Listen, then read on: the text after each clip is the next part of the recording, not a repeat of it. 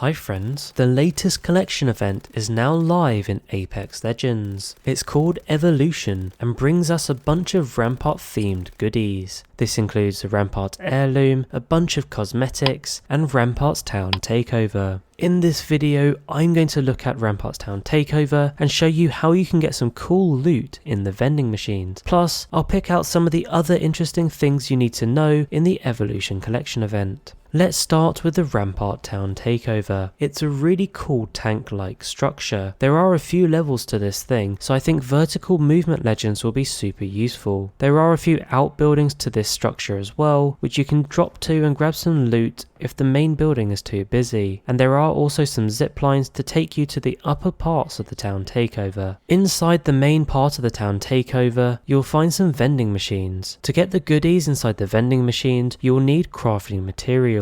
These are the same crafting materials you would use in the normal crafters dotted around the map. Simply walk up to your chosen vending machine and use your action button. If you've got enough crafting materials, it will open and you can take the items inside. I haven't counted how many there are, but there are a few vending machines dotted around, and you can pick up some really cool stuff in these vending machines. They've even got modded paintball guns here, so if you want to have a bit of fun and shoot some paintball rounds, you can grab them from these vending machines. The weapon tiers do vary, but it is a good way to get some decent loot, especially if you've acquired a bunch of crafting materials that you don't use.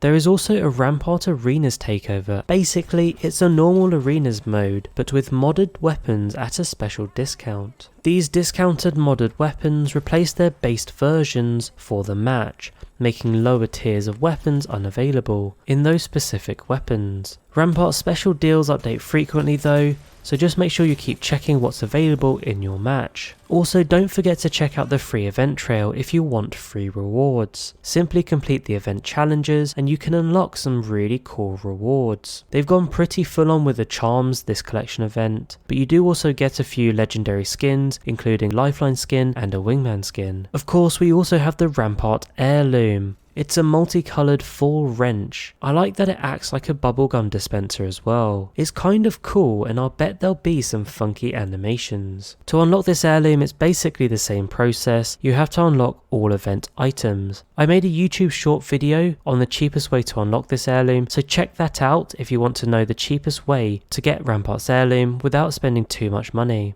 Let me finish by covering some of the key legend and weapon changes. Rampart has had a buff to go with her heirloom and town takeover. She can now move with her ultimate. It's actually kind of crazy. You can even jump while holding it. Now you don't move very fast, it's literally a slow walk. Although something you might not have noticed is that you can run with Sheila out now. It's only while you're using it that you're slowed down to walking speed. You can also put Sheila away and bring her back out, and you can keep doing this until the ammo's gone or you hit the cooldown time. This is subtle but useful and means you don't lose it straight away if you take it out too early and need to put it away. You do only get one magazine though if you're using it in this mode, so it's unlikely it'll last very long. However, you can still place down as a turret like you used to be able to, and that gives it unlimited ammo. However, once you've placed it down in the turret mode, you can't alternate by picking it back up again, so just make sure you've got it in the right position before you place it down. Although personally, I think it's a lot more fun to hold and shoot like a minigun.